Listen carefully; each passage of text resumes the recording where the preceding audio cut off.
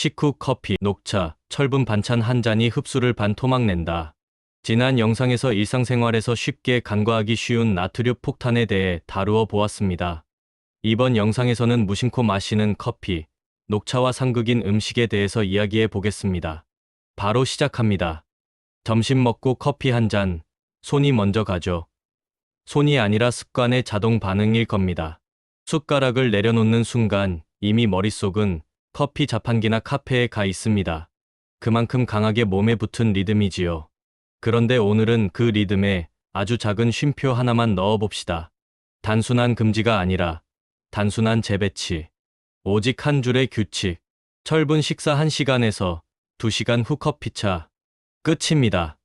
커피를 끊으라는 얘기가 아닙니다. 단지 순서를 바꾸는 겁니다. 그런데 그 작은 변화가 왜 중요할까요? 오후의 무기력, 계단을 오를 때 느껴지는 짧은 숨, 손톱에 생기는 가는 세로줄, 머리카락이 예전보다 힘을 잃고 빠지는 경험. 나이가 들어서 그런가? 하고 넘겼던 자잘한 신호들이 사실은 철분과 깊게 연결돼 있습니다. 오늘은 그 숨은 고리를 풀어보겠습니다. 핵심은 타이밍입니다. 우리 몸이 받아들이는 철분은 두 가지 얼굴을 가집니다. 고기, 생선, 가금류 같은 동물성 식품 속 철분, 햄철. 이건 비교적 쉽게 흡수됩니다. 반면 시금치, 콩, 잡곡, 해조류에 들어있는 식물성 철분, 비엠철. 이건 훨씬 까다롭습니다. 문제는 우리가 건강하다고 믿는 한 끼가 대부분 비엠철 위주라는 겁니다. 잡곡밥, 나물, 콩자반, 두부. 분명 좋은 음식인데 몸속 흡수율은 그리 호락호락하지 않다는 것이죠. 여기에 커피와 차 속 폴리페놀탄닌이 끼어듭니다. 폴리페놀은 항산화라는 멋진 명찰을 달고 있지만 철분과 만나면 흡수를 막는 족쇄로 돌변합니다. 실제 연구에서는 식사 직후 커피 한 잔 철분 흡수율 약 40% 감소, 홍차 한 잔 약 60% 감소라는 수치가 나왔습니다. 단순한 퍼센트가 아니라 신호등의 빨간불과 같습니다. 여기서 한번 스스로에게 묻습니다. 나는 식사 후 몇 분 만에 커피를 마셨을까? 내 습관이 철분을 반토막 내고 있진 않았을까?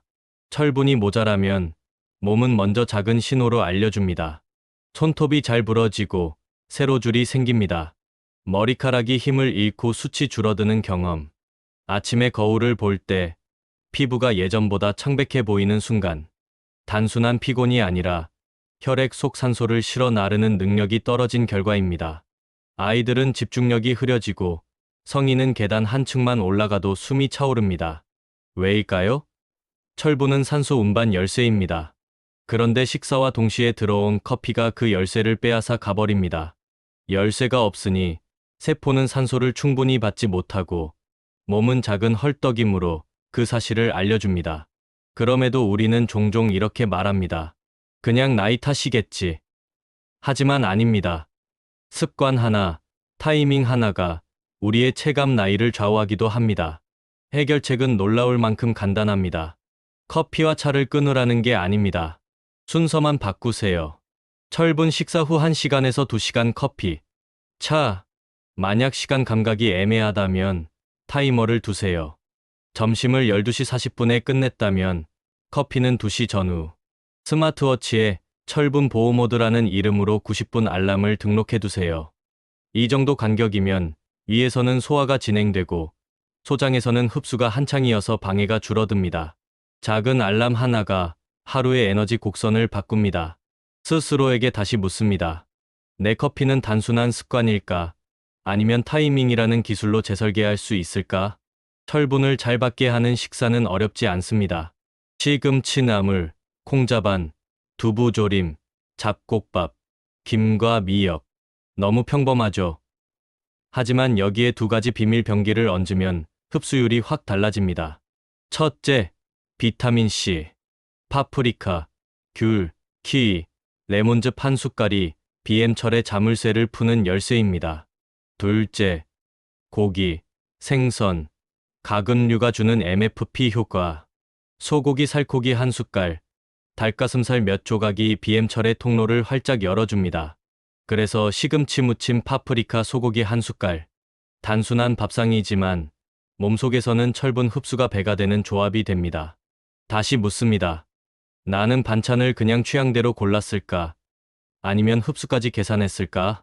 구내식당에서 식판을 받아듭니다. 초록과 갈색 위주. 곧 BM철 식사입니다. 팀원이 커피 콜을 외칠 때 손목시계가 울립니다. 90분 뒤에 작은 대답이지만 그 순간부터 몸의 리듬은 달라집니다. 식후 바로 마신 커피는 순간 번쩍 정신을 깨우지만 소화는 지연되고 혈당이 요동칩니다. 반대로 90분 뒤의 커피는 소화와 집중을 동시에 살립니다. 단순한 지연이지만 몸의 반응은 완전히 다릅니다. 집에서 두부김치와 나물 반찬으로 점심을 끝냈습니다. 커피가 간절히 당기지만 발걸음을 돌려 10분 산책을 합니다. 햇살을 받으며 걷는 동안 혈당 곡선이 매끄러워지고 숨이 깊어집니다. 60분에서 90분 뒤 카페 문을 열고 들어갑니다. 그때 마시는 커피는 단순한 습관이 아니라 기다림 끝에 얻는 보상입니다. 맛있다는 말이 아니라 답지다는 말이 절로 나옵니다. 저녁을 철분 중심으로 먹었다면 차는 바로 마시지 말고 1시간만 미뤄보세요. 그 시간 동안은 물 한 컵, 과일 한 조각, 혹은 루이보스 캐모마일 같은 허브티로 채웁니다.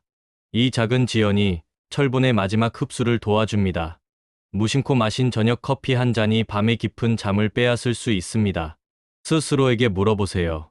오늘 밤의 숙면을 포기할 만큼 이 커피가 필요할까? 그렇지 않다면 무카페인 타임으로 선언하는 게 지혜롭습니다. 녹차는 건강 음료인데 괜찮지 않나요? 녹차든 홍차든 사실 같은 차나무에서 나옵니다. 산화 정도만 다를 뿐 폴리페놀은 그대로입니다. 카페인은 적지만 폴리페놀은 여전합니다.